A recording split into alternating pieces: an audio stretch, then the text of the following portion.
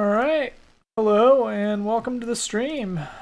We are going to be trying to get back into poker here. We're going to try to kind of like start a new thing here and just do a quote unquote bankroll challenge. So I have a kind of some rules for myself set up. I want to try and take it seriously and try to stick to it for as long as I can.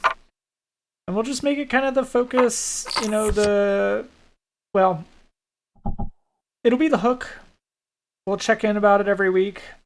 I'll have the stats on the bottom, but I'll still try to stick to the kind of play and explain format that I liked and, kind of got me into streaming poker. So, yeah, let's get to it. Looks like my audio's working, so that's good. I kind of pushed my mic off to the side, get a little better picture, and it seems like the audio is working just fine. So let me know if I am not coming on, if my audio is not good. I'll try to fix it. The other change that I made was that I kind of just want to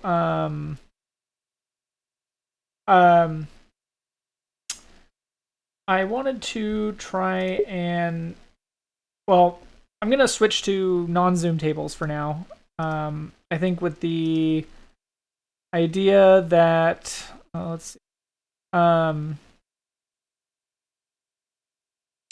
reason is to hopefully get like an easier tables, softer tables. That's the goal. Plus, it'll kind of give me time to think. It's a little annoying because it's a lot less hands per hour. It's a little bit more boring to watch. We'll try to have more stuff to talk about during the stream. Maybe I can switch between kind of my study notes and the stream as we play. Yeah, so that's the goal here. So hope you all enjoy the stream. Hopefully we can make some money. That's my goal. I wanted to actually do this bankroll challenge right. I want to actually get up from 100 to 10,000. I have kind of brackets for my bankroll challenge. The goal is to stick with ignition because I think it looks much nicer on a stream, honestly. And I think that also just the anonymous aspect kind of forces me to stick with the fundamentals and not worry about, if a player is bonkers or not. 6 in the button, not quite good enough to play, unfortunately. We'll just kind of wait. Just take it easy and board hands and see how it goes. I can talk about the programming I've been doing. I can talk about the studying I've been doing. And while we kind of wait for these hands. So it'll just be a little bit slower stream than it was previously, but I'm hoping it'll go well. So yeah, I finished all the flop chapters in the Modern Poker Theory book. So next up is turn. I'm kind of about halfway through turn chapter, and that's actually been really helpful. And I think, so what I've been doing is I've been kind of cataloging or working on basically a custom parser for hand data for ignition files, because I don't know if you guys noticed, but if you use ignition, you're kind of out on your own. Like, they don't follow a normal file format, so you are kind of stuck in a lot of ways. So I had to write my own file hand history format file parser by scratch by hand. Did that, and well, I did it basically it parses up to the flop, and then I am starting to kind of build statistics and information based on that flop data or the hand data. So we have about 5,500 hands. And so I've actually been kind of turning those hands into ranges and have been able to then, like, I'm working on like solving based on the ranges, which is kind of interesting. All right, so I think we 3-bet it here, and we will use our previous numbers here.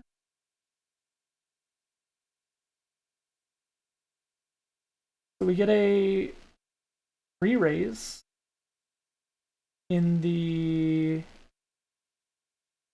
cutoff.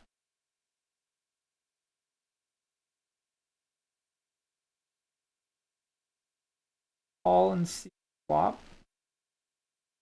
Possible that the big blind re-raises.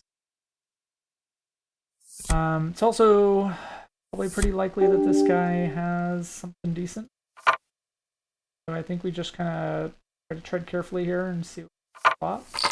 We don't get much. It's a two-tone paired board. We are out of positions, so we could check it. Even though we were the original raiser, I guess we weren't the last aggressors. Really, the c-bet falls on the cutoff. He's going to check it through, which is interesting. So that tells me either he's checking through for... I mean, you're not going to be on a 3-bet. I guess your range is pretty high. Possibly has 2 Broadway cards. Make a pair. With only 6 outs, and he's giving us about half pot odds, I think we can pass. What do we have? We had no pair. We wanted no pair to pair, which we had like 13% chance to get a pair. I suspect we. I wonder if that was a bluff or not. That's always the question. Was he bluffing us or not? I'm just gonna try to stay conservative. I don't think with Ace King it's just a little bit rough because now I'll review that hand.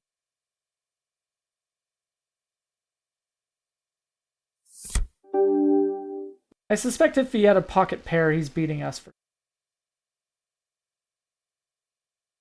Big blind versus the button with Ken suited. Play that.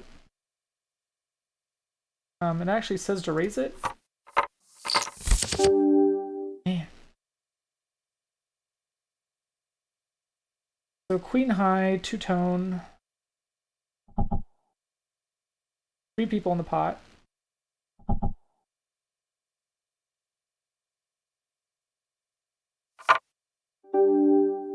He's betting 2/3 pot. We miss our flush. We don't have any straight. Jack, backdoor straight.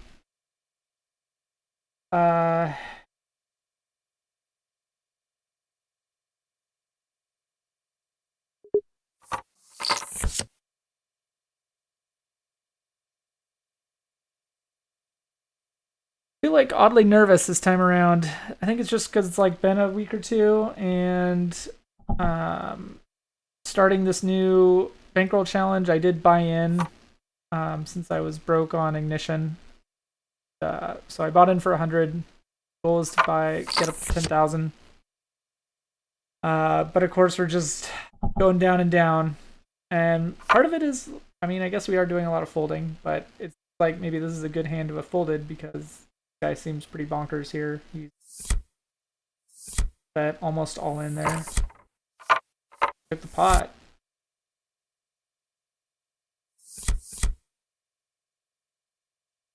He is he's been in the pots 50% of the time since we've started watching him, so maybe he has air there. Fairly clear.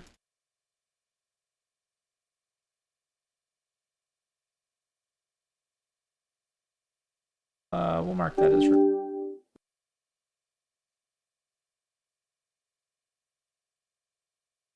Small blind, 5. Limp. Through.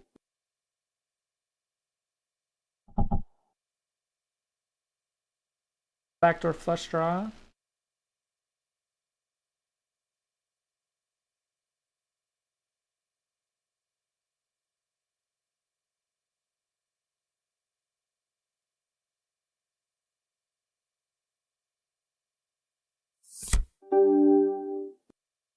$0.08, half pot. Everybody else folds.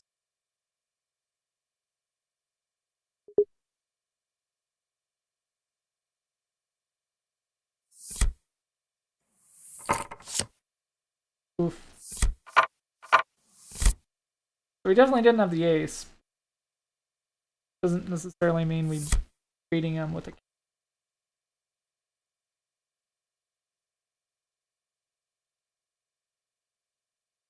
The goal is to just try and wait for a decent hand. See how it goes. Ace 4 in the button. Is a raise first in if it comes to us. Okay, min bets. Limp and see what happens.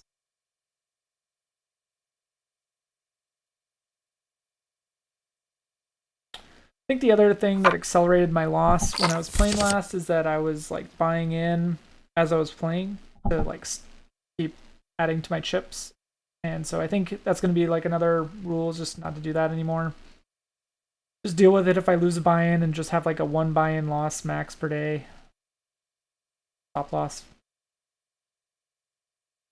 Try to just take it patiently. I mean, $100 is 20 buy-ins at this stake, so it's not actually. I mean, it's. I paid. I went in for 100 specifically because it was 20 buy-ins, and that's at least and should be enough to weather some amount of storms, and crappy hands. Here it's a monotone board. We let it go. We're not the original aggressor, anyways. I was.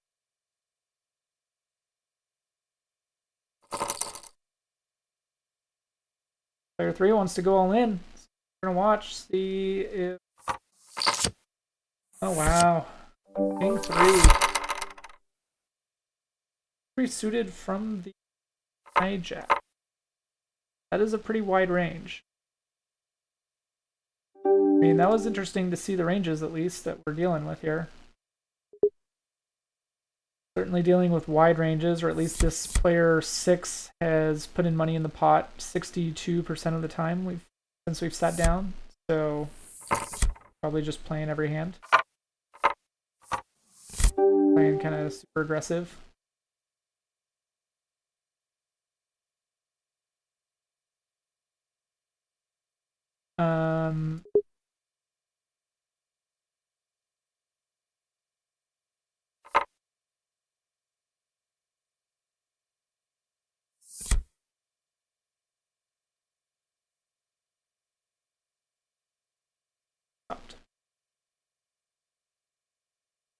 Crashed.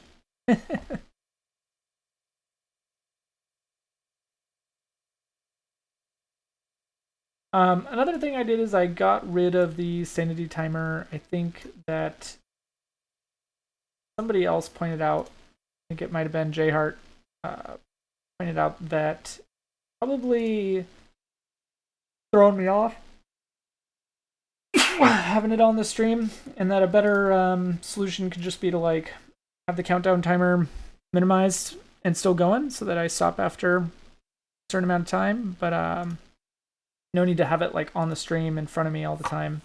So it'll just beep after an hour, and we'll stop the stream after an hour, and that'll be that.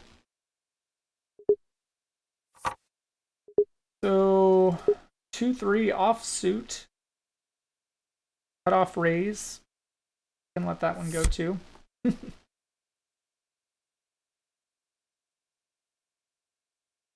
See if this guy does. He has been playing almost every hand, decides not to play. As soon as I say that, right? So ace-5 in the small blind. We could limp if it comes around to us. Obviously, if somebody raises, I think we let it go.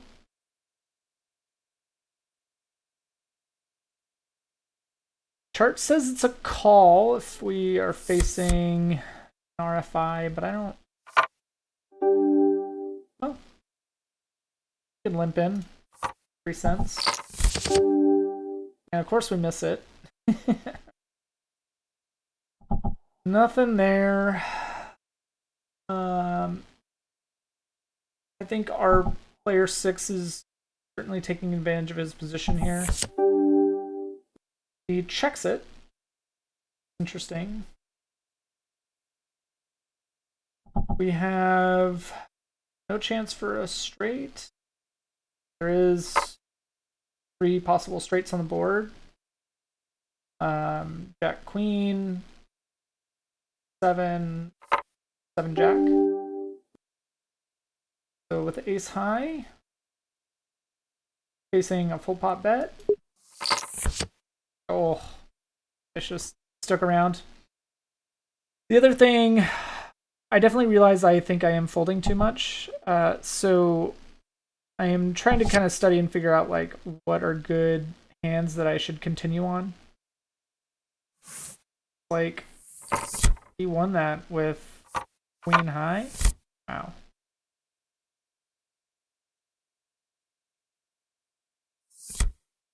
Right? He won it with queen high.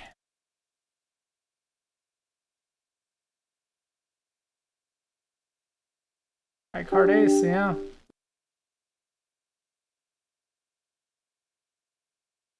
All right, so queen 8 from the button is according to our. Probably could have played that. We're just gonna stick to the charts for now.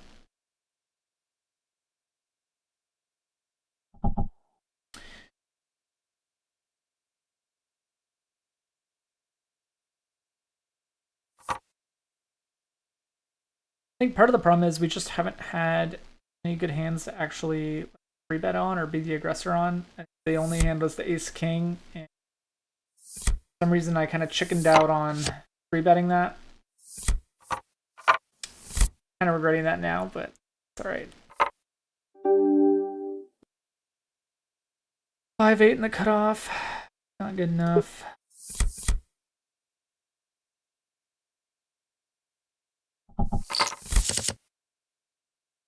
Oh.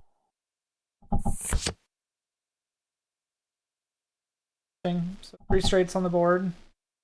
Paired. 2-tone.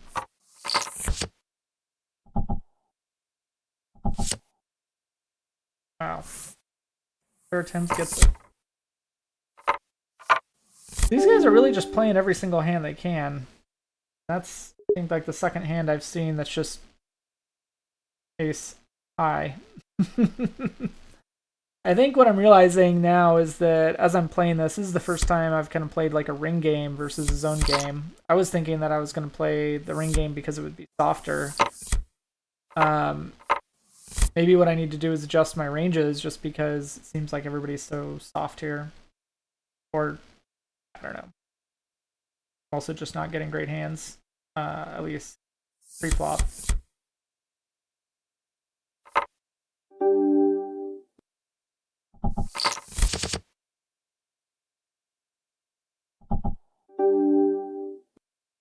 Bet it. Bet it. See what this guy does.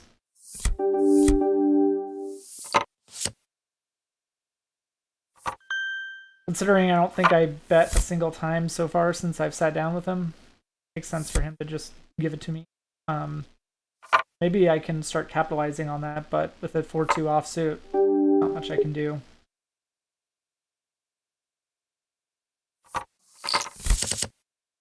Oh, bad set too.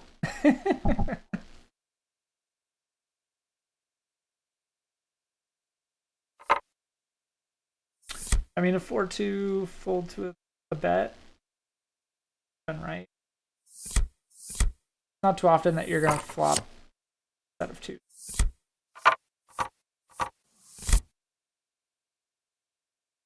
And I probably wouldn't have got much money out of that pot either. So we're getting another bet here. Button 4 offsuit is just so not great. I mean, the last 4 hands have all been numbers. Five hands have all been numbers offsuit.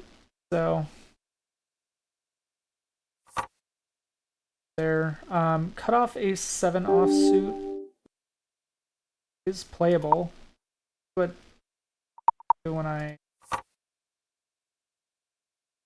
RFI here, so the reason I kind of went over, normally like a RFI would be, they're just gonna let me take all their blinds. They are. Interesting. I guess that's because I have such a tight table image at this point.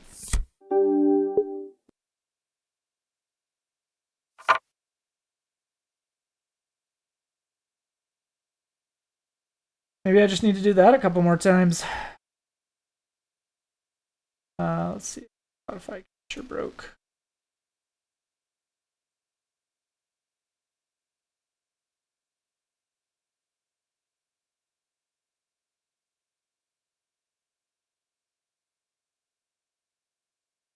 Huh. All right, so an 8-high flop, 2-tone. He takes it.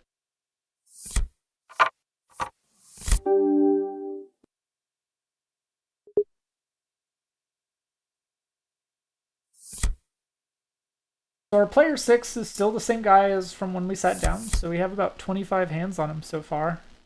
We've been seeing that he's been playing pretty loose, aggressive. He has a VPIP of 67, so that means he's voluntarily put money into the pot 67% time.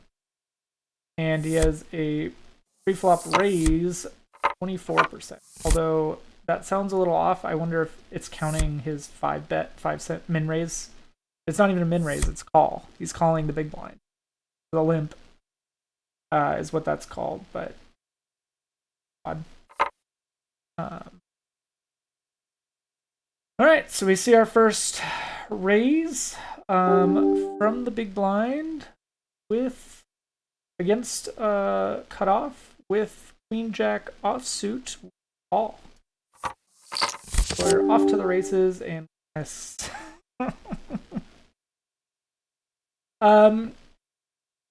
Now, I mean, an ace here doesn't hit. It's paired, it's 2-tone. Okay, so now an ace hits. The cutoff has an ace. Gets it. We have no chance at a... Now, we have a straight draw. Ace, king, queen, jack. So a 10 gets us the straight. This guy's only betting 10 cents. So he's giving us pretty good odds. An inside straight is 9%. And he is betting less than 25% of the pot, so not the worst odds, especially with 3 people. So we'll call, just to see if we can get the 10. We don't get it. We get 2 pair. Ace high, so it is a split pot at this point. See if he'll just split the pot with us.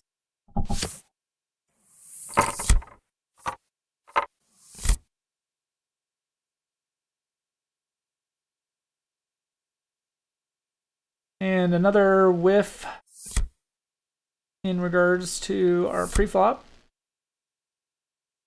Small blind, 8-4 offsuit is not even a limp. Flick fold and try to just talk about strategy, I mean, and progress.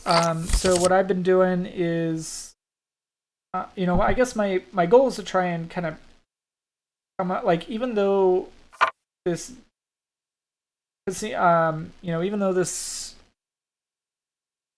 casino is anonymous, we can still kind of create some aggregate statistics based on what we're observing. So there's no reason not to do that. All right, so we get a raise from the hijack. We have eights, so all.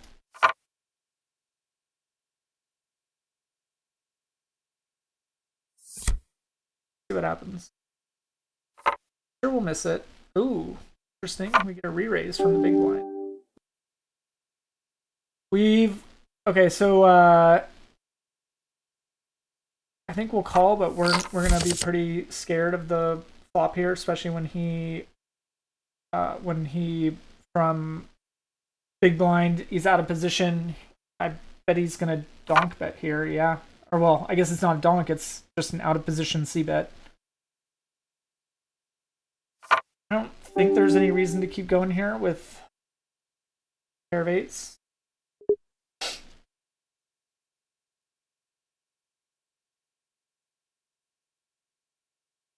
You know, I think our equity is above 50%. Mm, not with the ranges of these guys. These guys with a was it a 2-bet, a 3-bet from out of position. So he has his position his range is kind of uncapped. It's probably I guess you'd say it's polarized. He either has pretty bomb hand or nothing. The fact that this wild guy at the bottom is betting him, I expect he will. Player 4 should really call here. I'd be surprised. I think the player 6 is just trying to scare him out of the pot. Interesting. That was a call. So now any king makes a straight. No flushes on the board. No pairs on the board. So maybe he had something like ace king, and that's why he's. Oh. Wow. Both had the straight. So they just gave a bunch of money to the rake and called it a day. Interesting. King 10 from the cutoff is a 3-bet. With all the limpers, we'll do 25 cents. What happens? Folds, which is good.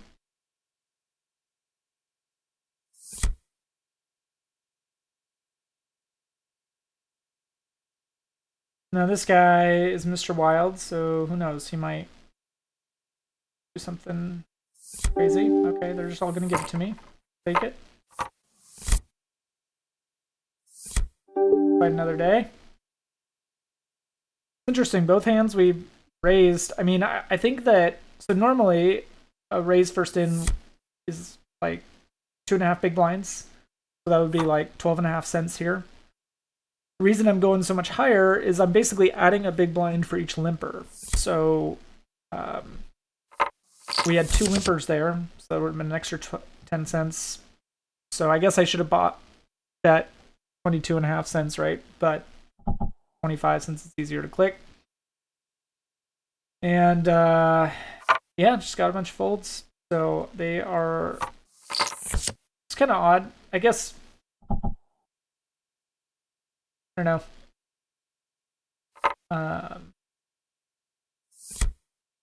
Not sure if that's a winning strategy or not. I guess I'm trying to think out loud here. I mean, we're making some of our big blinds back, but we are still kind of down from when we started.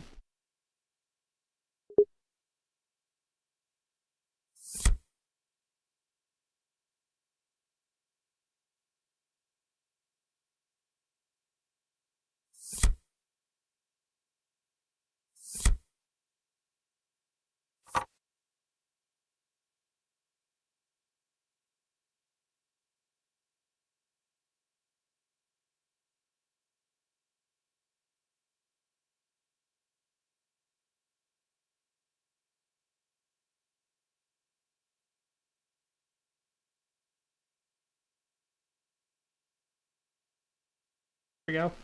Spotify thing back on the stream there. Trying to figure that out. So what I'm thinking is once the countdown timer beeps at us and tells us to stop, we'll go and review some hands, kind of like we were doing before. I think one of the things I need to practice is just using my RNG. So I did actually I do have an RNG now. It's not really, I just have a tab and a window open. It's not like a special program or anything. But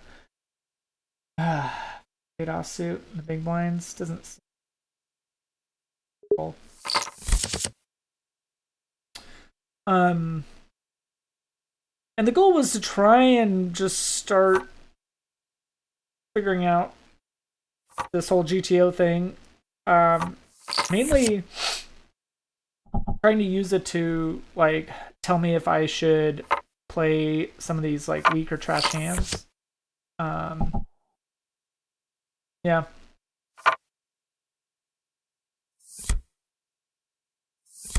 Yeah, it's interesting just because, you know, a real polarized range will bet both the strong and the trash hands in order to kind of protect their range so that adversary doesn't know whether you are only betting your best hand.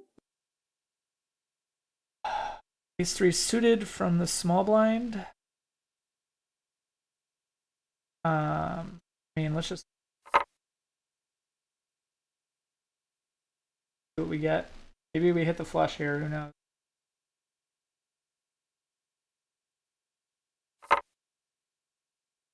Nope. 9 raises to 5.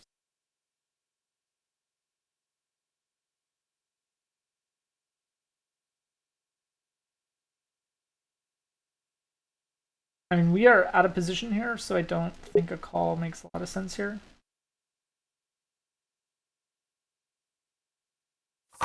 I think if it were 2 Broadway cards, a little different.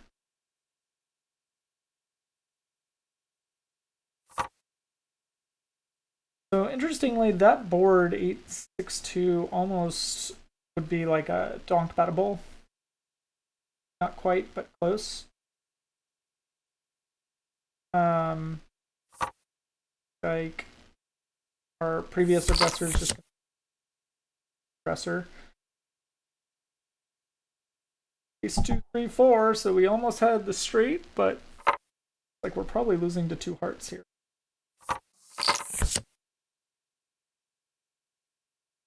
One of these guys had 1 heart. And this guy checks. That's a big sign. This guy is basically betting anytime he gets. Wow, 7-8. Wins it? Interesting.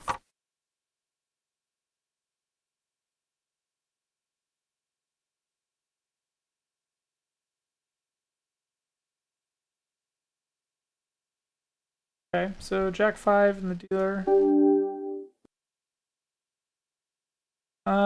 Versus a low jack bet. Fold. Not super happy about it, but he has a pretty reasonable pre-flop raise number of 23, so we're gonna believe him. We get another decent hand, Queen King off. Best, but certainly playable from this position. See what happens here. Alright, we'll just finally get a chance for a standard raise first in. What happens. And fold around to the guy. So I think we c-bet it here.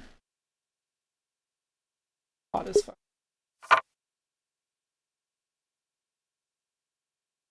Actually, a decent flop for us there. Not c-bet it there.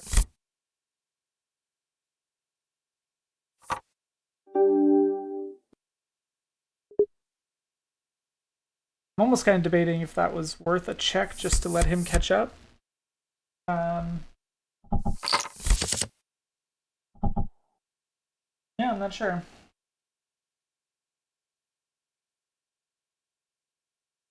I mean, basically the book says like you're only folding strong hands position.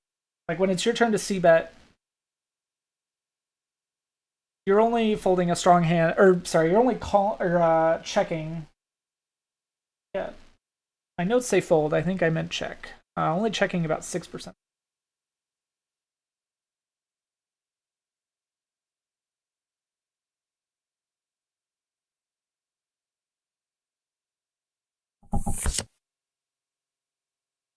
And I guess that's where I could have used my RNG there to try and,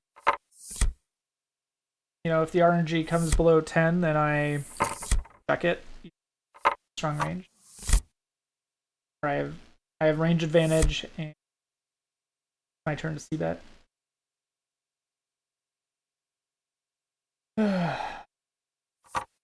Yes, we are big blind. We're facing a raise first in.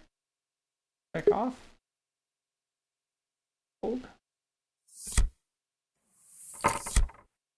Player 4 has been here since we started, and he has his VPIP is 16 and his PFR is 16. It means that every time he's putting money into the pot, he's raising.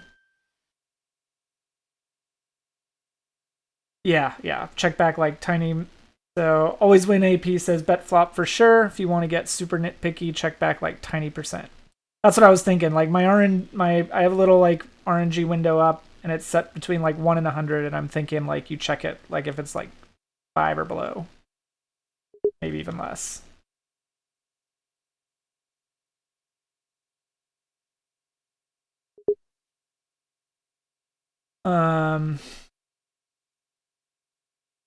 Yeah, I think I just feel like with these on like at this stake, everybody just assumes.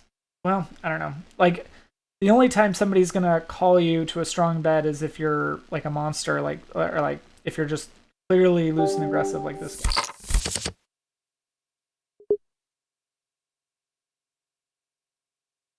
I just missed there. That's all right. Yeah, I mean a 10-5 to the bet. I don't think we're standing there. Well, sorry to the viewers out there. This is a pretty boring day today with pretty crappy hands, but hopefully we can get something at some point that we could play. Yeah. So once the timer's up, we'll do some play and explain, or like some analysis on the hands and see what we could have should have done. In this case, I'm not you. All right. So back in position, got pocket 2. Raise first in. Might even. No. Charts say not to call pocket 2s against a raise. We'll listen to the charts in this case. Okay.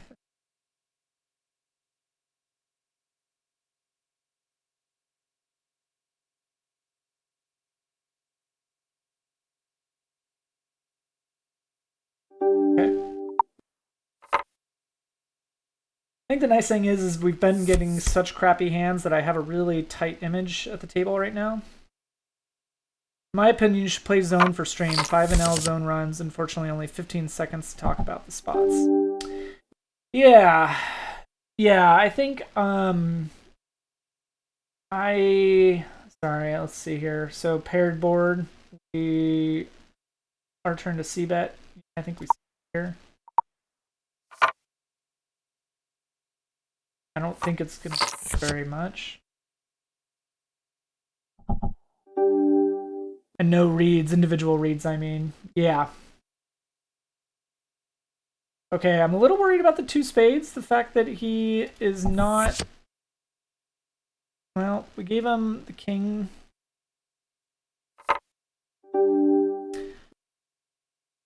I think we're calling him here.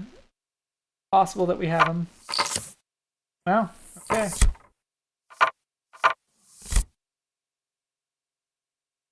Yeah, so always win AP. I think you are right that for stream zone makes a lot more sense for sure. I think I was a little nervous today and not feeling great, and so I kind of figured I wanted to start the first day of my bankroll challenge with something a little slower, just to get me used to it. But yeah, I definitely like to play zone.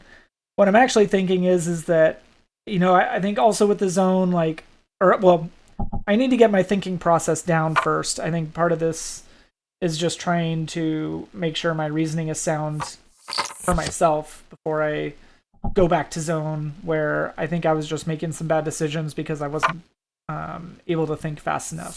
Some of those. But all that being said, I think I basically am gonna, for my bankroll challenge, it's gonna be kind of based on the amount of buy-ins for each stake, and so I think once I get to a certain amount of buy-ins for a stake, the idea is to move up once I have 60 buy-ins.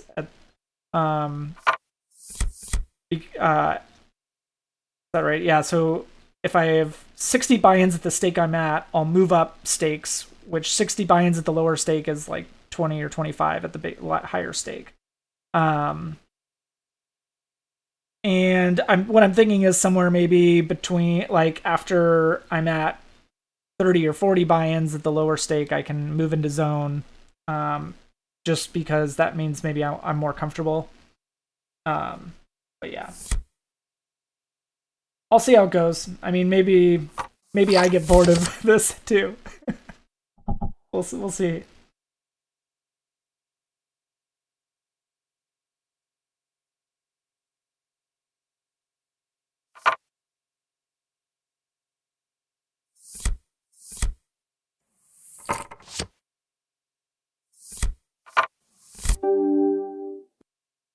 All right, another crappy hand. The low jack. I don't think we can really justify that. Jack. Ooh. And hijack raises. Let's see what happens here.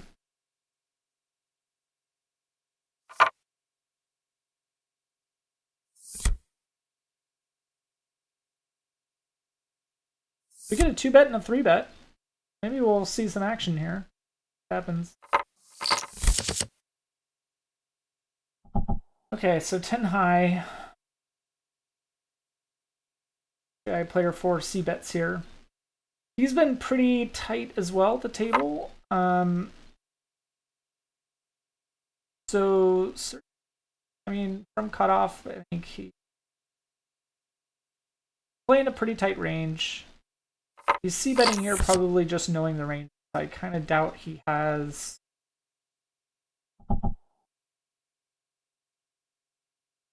much. I imagine he's got to have 2 face cards, and he is just kind of c-betting for, like, all in with. And there's no straights on the board. There's no flushes on the board. I'm sure he has a draw for those. 8-9 gives him an open-ended draw. If he has 2 hearts, but that was a weird hand. Maybe he just had a monster like aces or kings. That's my guess. He had a pocket pair that had the other guy beat.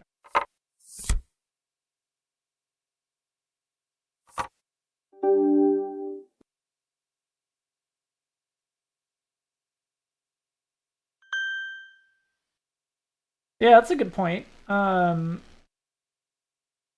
Gosh. 2-5. I guess we'll call. Ah.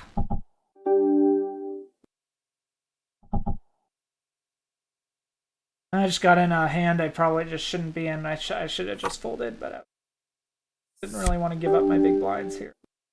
So 2-3, 5-6 gives us the gut shot straight draw. And we have a backdoor flush draw. Guys, kind of on tilt, it seems like. We'll call. We make a pair, but he potentially makes his flush draw. I think this was also something where I could have donk betted, given the fact that it's 9 high. Although two-tone, when it was a flop, two-tone means maybe less percentage I'm donk betting here. I feel like I'm just kind of falling into this guy's hands. If I get the 4, he still has me beat with a flush. So it feels like we are just losing here and giving away our money. So I think I'm going to let it go.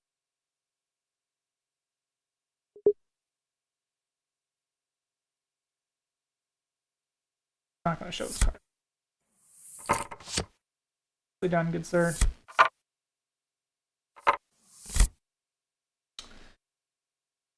So always win a piece is also 10NL Blitz on ACR could be an option. It's twice as large and slightly tougher, but time banks are big. Oh, that's a good, okay. I'll check that out.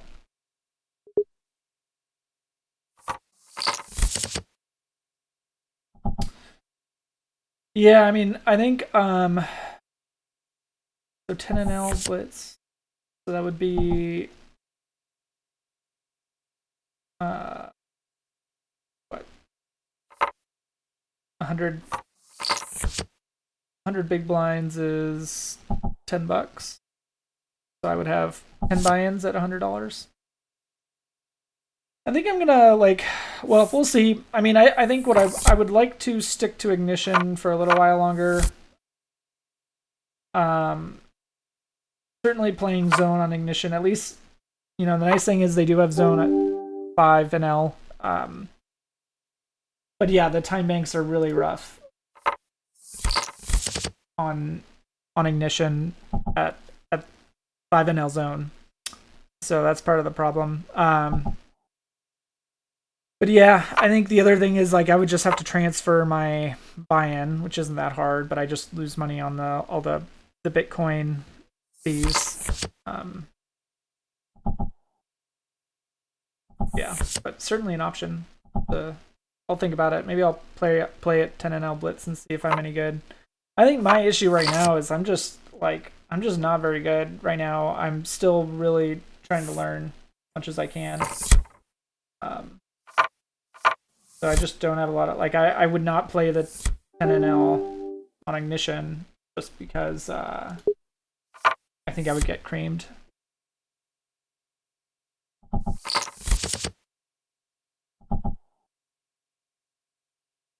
Yeah, I mean the goal is to just learn poker, learn by doing, but also learn by studying. And try to just stream while studying and try to kind of talk about what I'm learning, how I'm improving. But yeah, certainly tough when we have games like this, which I think I've maybe gotten 3 or 4 hands to play so far. It's been a little rough. I'm looking at Poker Tracker right now, and I see 1 hand out of the last 20, I think, that we actually played. We had 2 wins actually. Never mind. We played 2 hands in the last 10. We lost 50 cents and we gained 43 cents. So.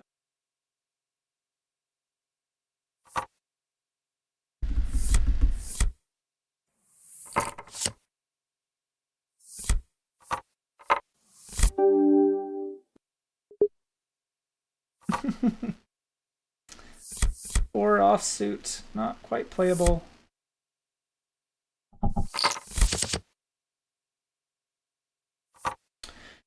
Yeah,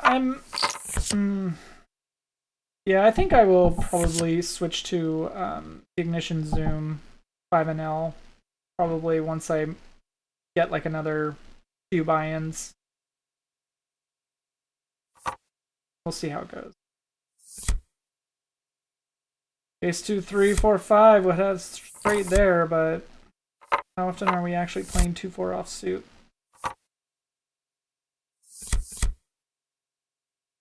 Might be able to check here if this.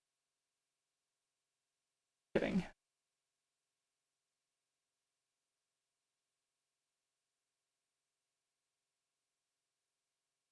The slow pace, actually. Yeah,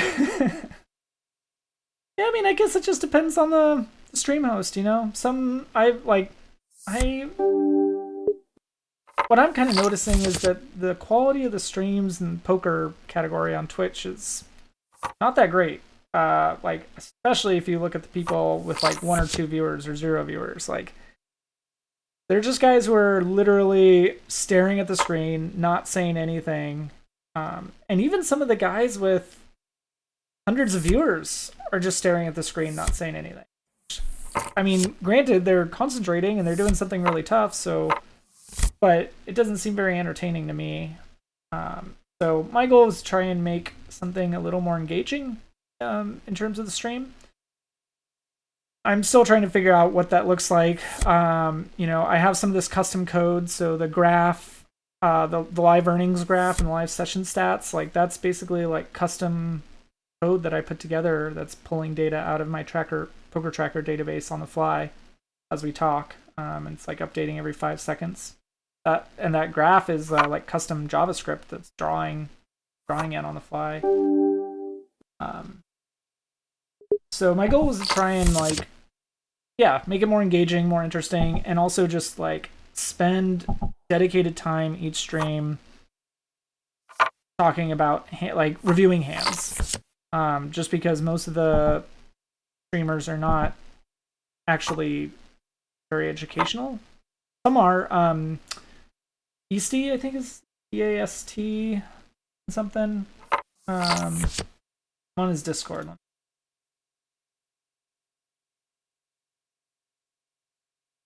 Yeah, EASTYYY22. I've been enjoying his stream just because, I mean, partly it's entertaining. He is engaging. He's talking to the chatters. He's yelling at the screen as people make ridiculous things. Also, the fact that he plays Zoom is a big factor. I think he plays like 2 Zoom tables at once, and then hotkey tabs between the table that's being focused on. And so that's really fast paced, but also like he has a strong community. He like talks about why he's making plays.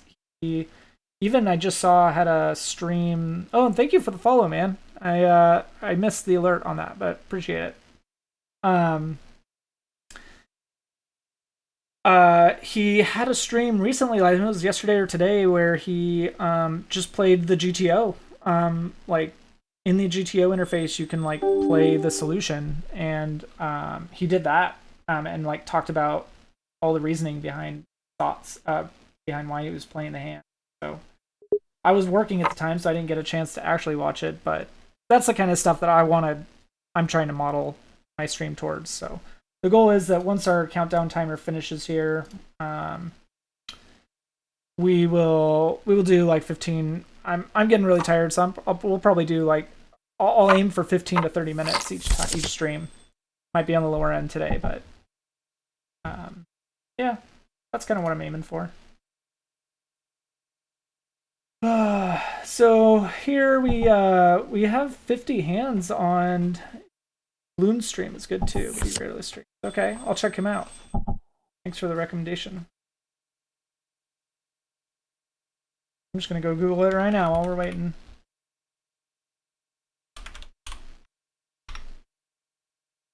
Oh, okay, Bloon CD6. Wait, no, that's the game.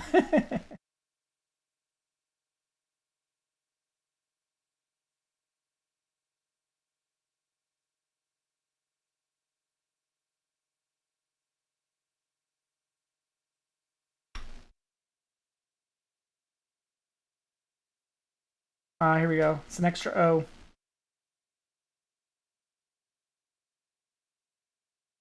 Cool, just followed him.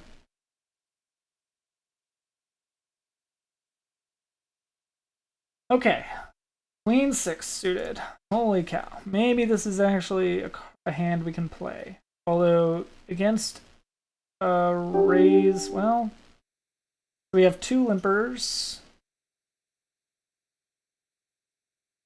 This game, man. I guess I could have just bluffed it here. And raised there. I think that maybe would have been the better play. See what happens. See if the small blind or big blind are going to do something wild. Like, okay. It's 21-21, so if he puts money in, he's going to raise it.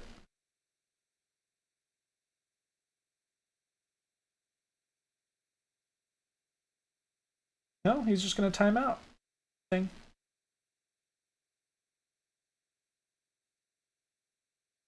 So maybe we're going to get our limp through and we will see what happens.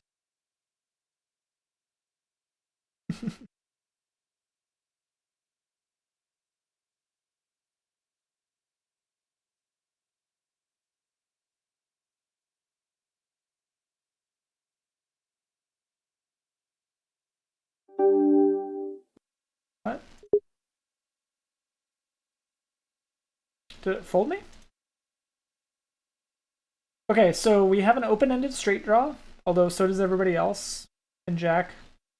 It is two-tone, so other people could have a flush draw. We have a backdoor flush draw if it's two more clubs up. Our crazy guy bets it, and we get an all-in, and it looks like it folded us. Wow. Well, we would have lost, so that's good. But I don't understand why it folded us there. I think it just timed me out. Maybe that was a connectivity issue or something. What would happen there? Tend to fold. Okay. Raise that. With our super tight image at the table, I guess party's gonna fold. No, we get a call. We get two calls. And a flush draw. And a backdoor flush draw.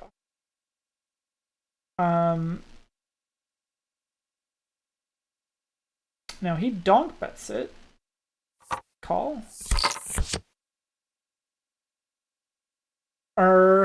We are close to our straight. Need 6 for a jack. Gives us third pot, so worth it to call. We also have still have the flush draw. And we make our flush draw. Let's see what happens here.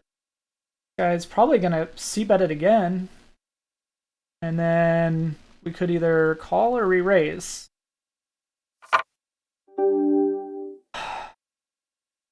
We raise? Does he have ace X of diamonds? He doesn't have ace king of diamonds, that's for sure. Yeah, I mean, I think we can raise it here safely. What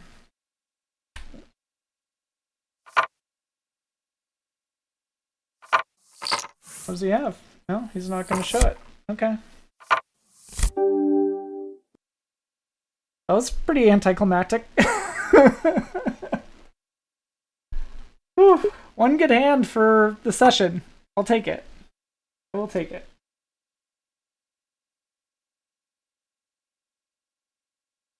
My blood's spiked there. I mean, that was. Let's review that in the hand maybe once we're done here. I'm kind of curious what he had, honestly.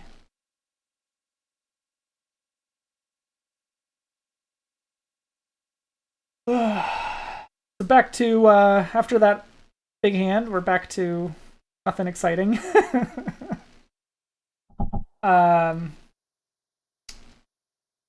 Yeah, I'm a little surprised he called our raise. We probably maybe even could have raised higher.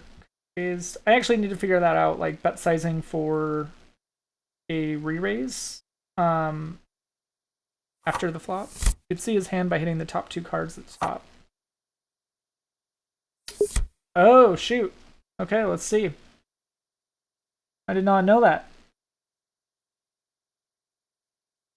Shoot, I'm in the middle of a hand. And we got pocket jacks. I will come back to that. Alright, so we got pocket jacks. We have one limper and low jack. The small blind is probably going to time out. I guess the question is, do we raise the limper? I think we do. Yeah.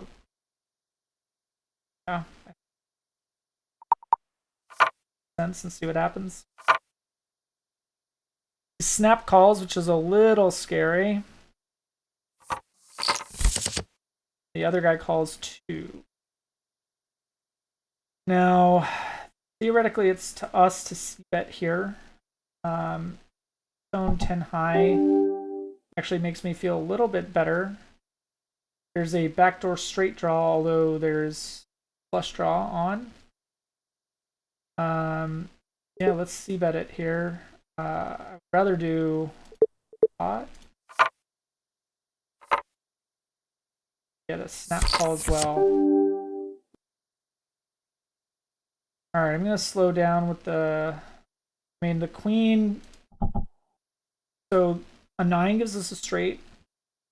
There's no pairs on the board, but it definitely seems like this guy has something.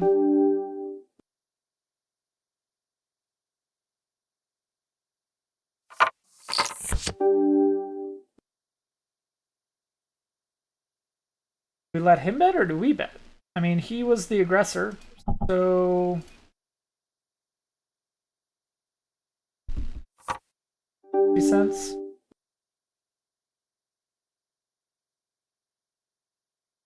Is he just trying to scare us? We only have 2 hands on him, so we have no idea what he's doing. Pair queens. Okay. So he had the straight, or yeah, he was going for the straight. Yeah, the straight draw there. Yeah, I think that was probably should have been a fold on the river. Just or that's tough. We have the queen. I guess if he didn't have the straight draw and the top pair, he's probably not betting that turn. Maybe that would have been a better. I don't know. Well, that's our countdown timer. Countdown timer flipped, so we will at least end positive for the day, even though it's not very high. We'll take it. But yeah, let's review some of these hands. I was trying to, so we'll go into kind of poker time. And we can look at some of these hands here, particularly this one. Take a look at this.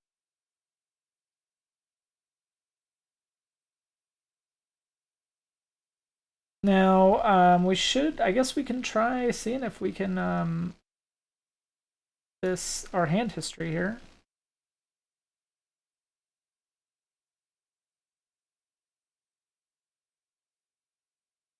Oh, we can put in our hand number. So let's check out what he actually had here. 410, 307, 1517. Oh, this is the pocket jacks. We knew what we had. He had 9 queen. Sorry, I'm tired. All right.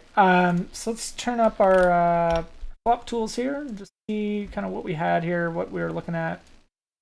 This guy. So he has 9 queen. He limps from low jack, and then he calls our 2-bet. Now, in that case, I think he probably calling from the low jack range does not quite capture. Well, does it? Yeah, actually, kind of does. He had a queen 9. All right. Oh, sorry. So that was RFI. All 2-bet. Yeah, that data is not quite complete. So, but actually the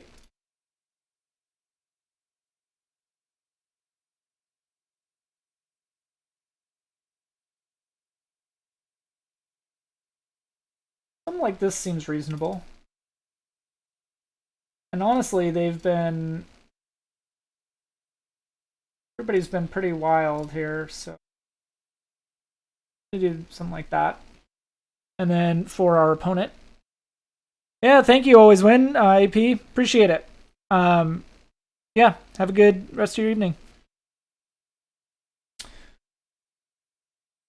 All right, so this is the range we're going to assign to our opponent.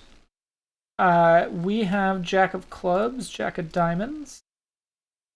So right off the bat, we have decent equity against someone in that position just calling us. Let's see what the flop. Maybe this is where things go off the rails with the flop here. 10 heart, 4 club, 8 heart. I'm actually going to give him queen. Or I don't know. I think he limps with because everybody was limping at the table. All right. So against that flop, we are still at 74% equity. Interesting. honestly. So it looks like now this is kind of something I've been playing around with here. So if we switch to group mode and start color coding some of these hands, we say that something like two pair and over pairs are strong hands. Something like top pair, flush draws, open-ended straight draw.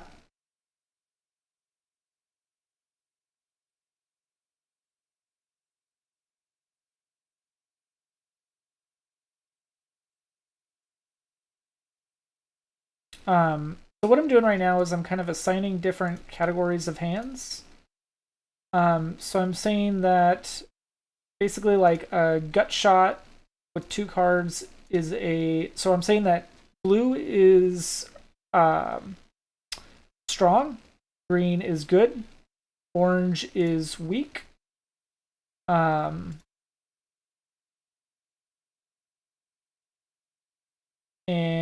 red is trash.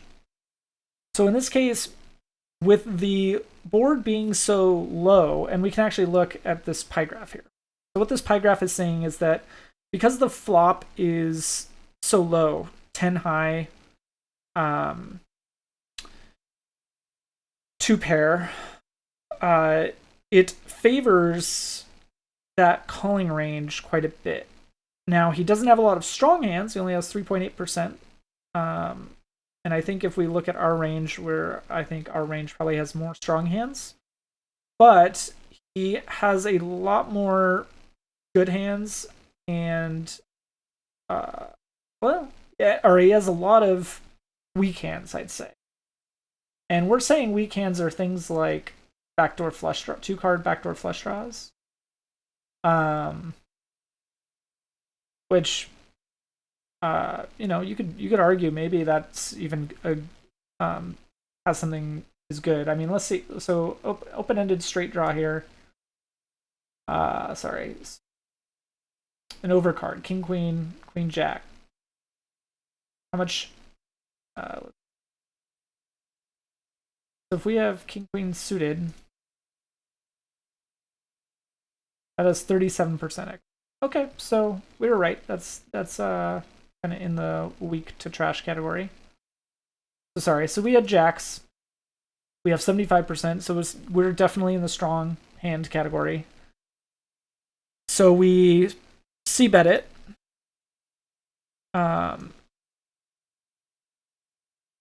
And he calls. And we get a queen of diamonds. And so that's really where he made his hand. Now there's a. I think this is where the board just flips. And maybe I think what I'm struggling with here is that I just didn't realize how dynamic of a board this is.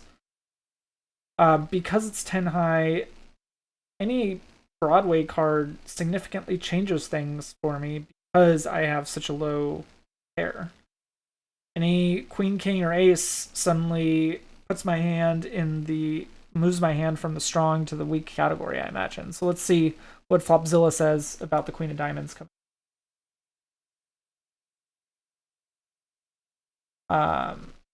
Also, we will say that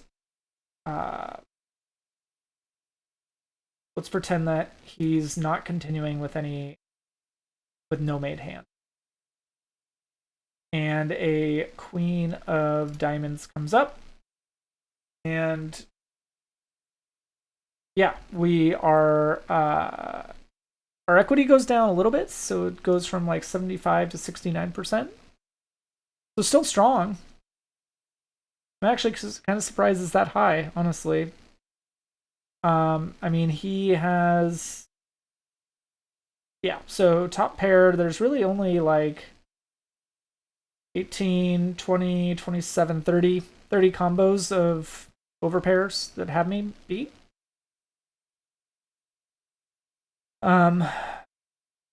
And so yeah, so I check and he bets. So honestly, I don't think that seems like with 69%, and he's giving me 14% pot odds, I think that calling is the right move here, even though it kind of sucks. And then it's a 2 of spade, which is bricks, and we both know it. But I think the problem is that he knows it's also a brick for me. So he knows he has top pair. He doesn't know what I have. But I think there that if I had bet the turn, he maybe could have put me at something like a higher pocket pair and maybe folded the hand. But so I think that might have been a mistake, missing the C bet from out of position. And that's something I probably need to look up my notes on and for out of position C betting.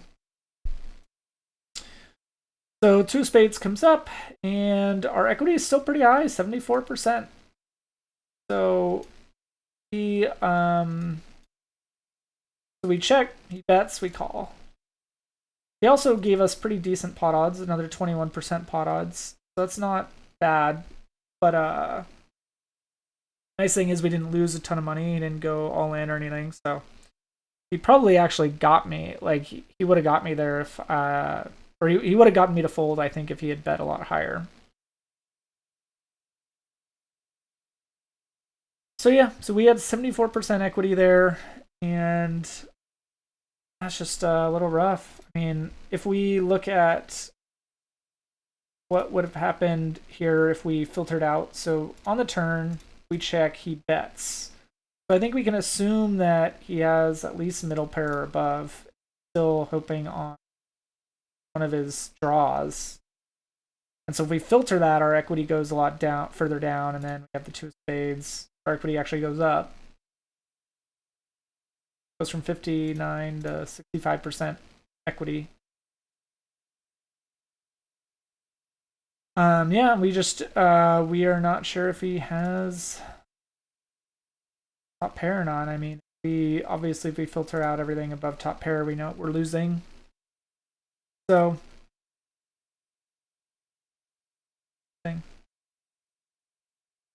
take a look at the pie graph here again.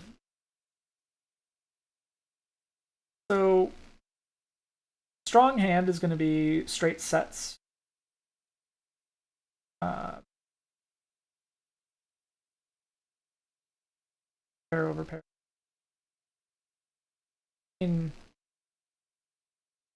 Let's see. So top pair, queen.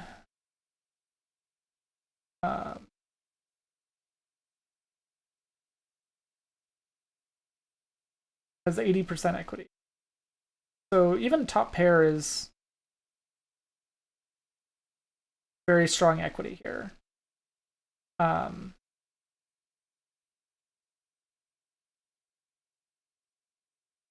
So if we say that trash hands are something like this, we say just because something like 5-3 of hearts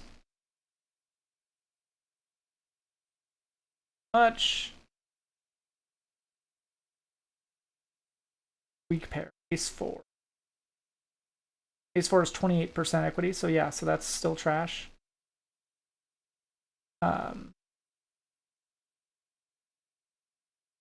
So something like pocket pair less than 9-9.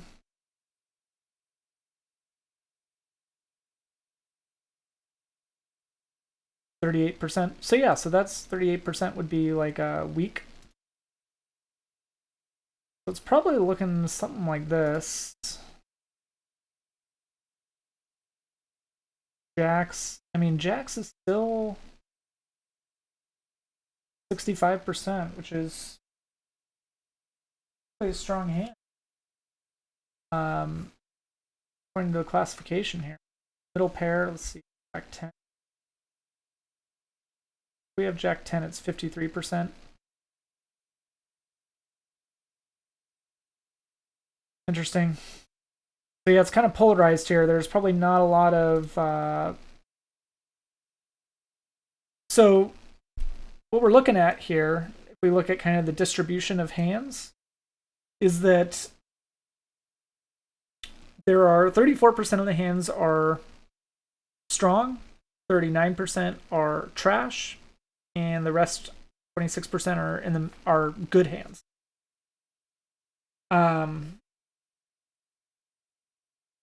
So I'm thinking that what that means is there's kind of a big polarization here, and I guess that's just because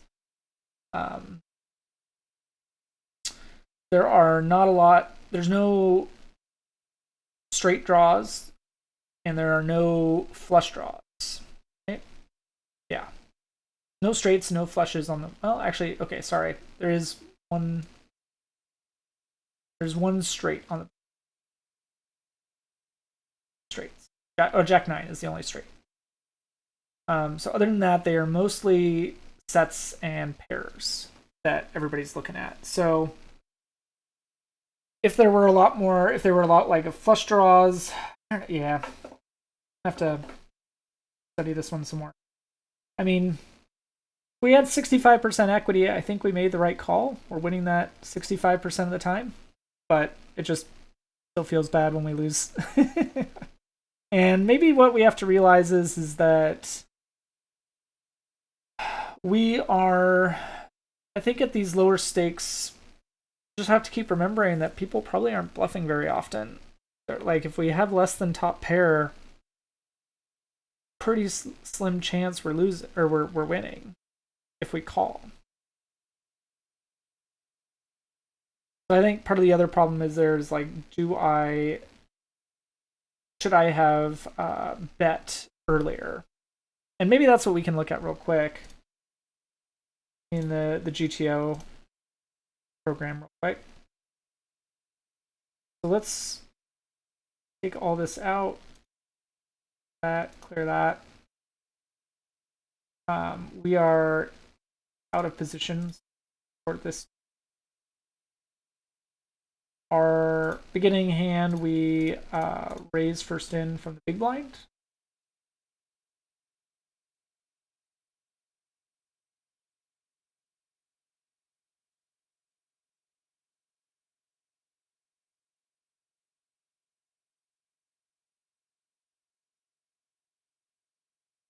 Yeah, this is a weird hand because he was low jack.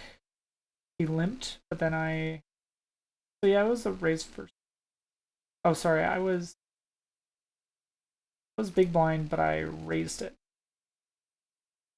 Guess I didn't necessarily have that, but we'll call this our.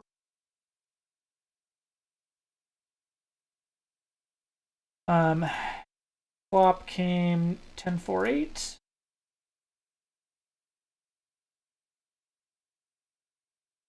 Yeah.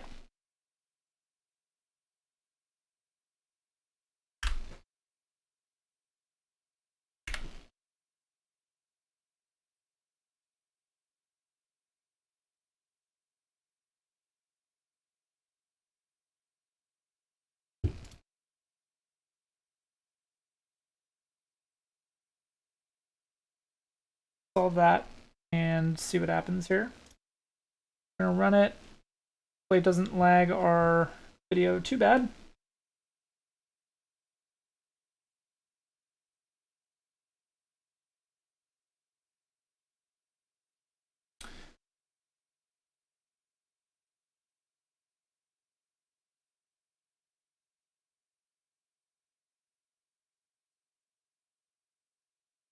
We're just waiting for the solver to go. One of the questions I want to ask is, should I have c-bet the turn or the river? Because in this hand, in the flop, I c-bet it. We get a call, but in the turn, I checked it. And part of the reason is that there's a queen now, so suddenly our top pair is not looking as good. But I am trying to figure out if that was the right call or not. So we're going to take a look and see what the solver says. Solver is still thinking about it. Be a little while longer before he knows what's up. Yeah, so appreciate everybody following, watching the stream. Always win AP. Really appreciate the follow. We'll try to keep doing Wednesday through Friday. try to build up our bankroll. We were plus 25 cents today, so 5 big blinds. Hey, 5 big blinds for 100 hands. Not the worst. Not the worst. All right, let's see what the solver is doing. Still at 10%. Trying to get it down to 2%. So we'll sign off after we do this. I just kind of wanted to dig into exactly like what went wrong on that hand, or if it was salvageable. I mean, at these stakes, sometimes the guys just keep calling and calling and calling. Hard to shake them just because you bet, because it's still paying money to a lot of people. But not much you can do about that.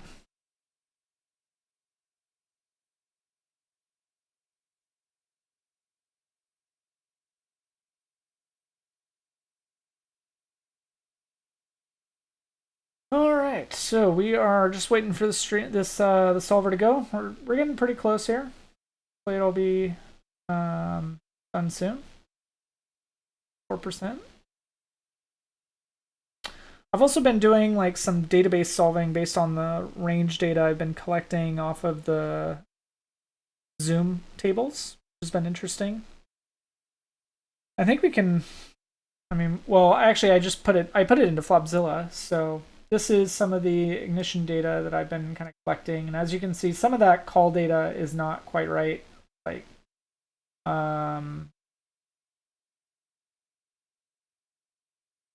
this call 2-bet from the low jack, I think it just never happens. So, obviously that was it was a really weird range. I mean, we could probably edit this. I mean, what people are probably actually doing.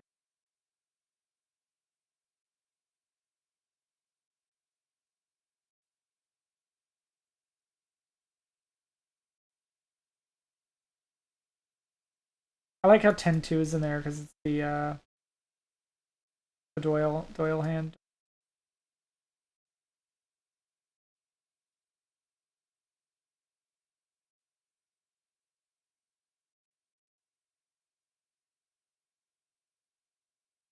Probably more like what's happening. I don't think I'm gonna. I think I'm just gonna leave. All right, so solver done. It's almost done. Go solver, go. Went up. Not cool, solver. Not cool. Oh man, do it. There you go. I had faith in you.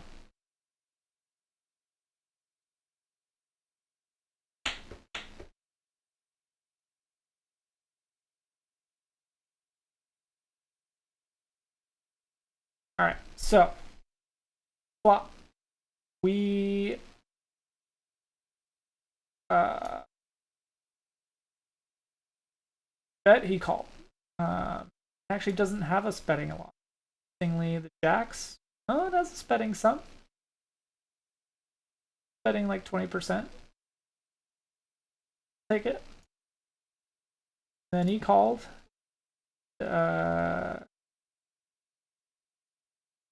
He and then the flop was queen of diamond. So, what does the computer say we should have done here?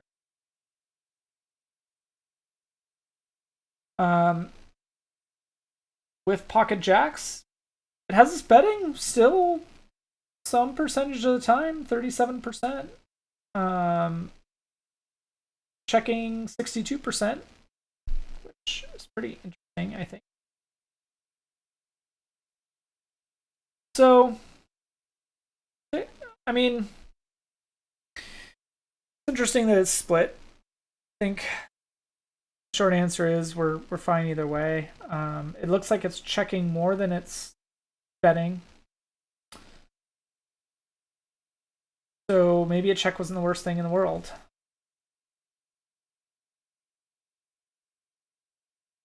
Yeah, so we have our pocket pair less than top card. Not very many. it looks like it's betting pretty much everything else. So top pair, over pair, two pair, three kind straights is betting everything else. And then it starts checking anything below and top pair and pocket pair below. So everything else below where we were at is checking, and everything above where we were at is betting, and we were kind of stuck in the middle. How I read that. So we checked bet. Now we know that he had queen nine suited, so the computer is betting a lot here. I think that makes sense because you know that you have. I mean, most of the checks from your opponent are coming from less than top pair, so you're in a pretty good position to make some money. Now, obviously, it looks like the spades are actually betting less than the hearts, and I guess flush. Yeah, there's two hearts on the board, so hearts are betting more than spades, but spades are betting just because it means that there's maybe it's unblocking the hearts. Anyways, he bet. He bet 20 cents, which is a pretty small bet. Is like a fifth pot. Bet half pot here. And with jacks, we are calling. At least we made the right call with the calling the jacks. And river was spades. We're checking everything, so we made the right call on the river at least.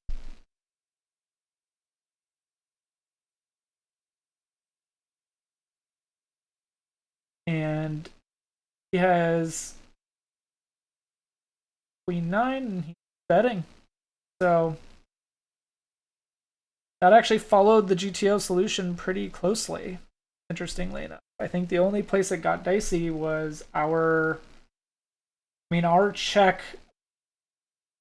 The GTO solver is saying that's a mixed spot.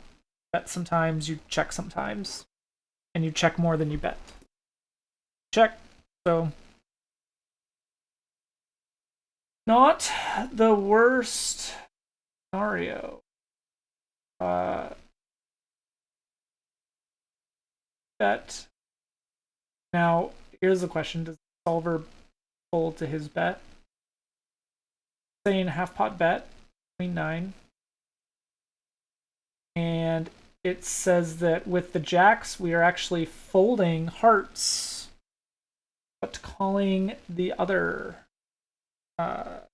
everything else. Just kind of weird. Not sure why you would fold the heart.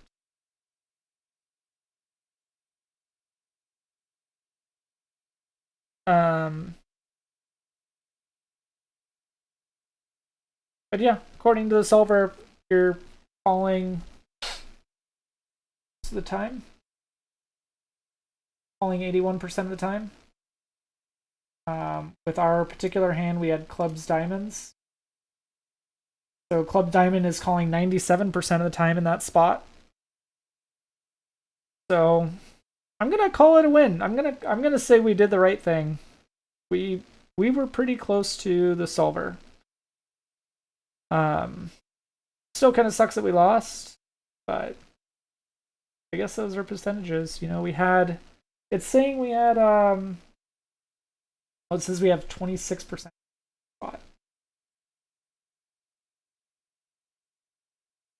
That's a lot lower than Flopzilla said we had at that. Flopzilla says we have.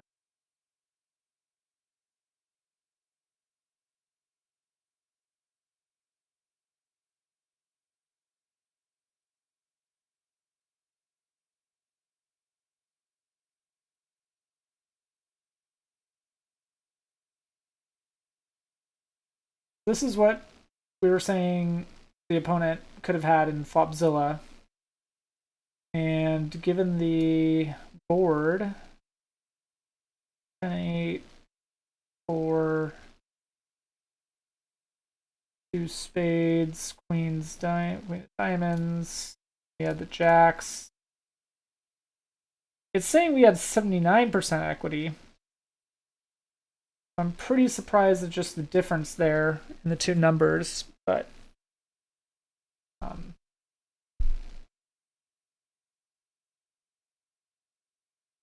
I guess that's because the solver is knocking hands out as we go, and it's recalculating the equity based on, only hands that would stay in given the bet information. So Flopzilla doesn't know anything about the bet information, so it's just calculating based on the raw ranges. So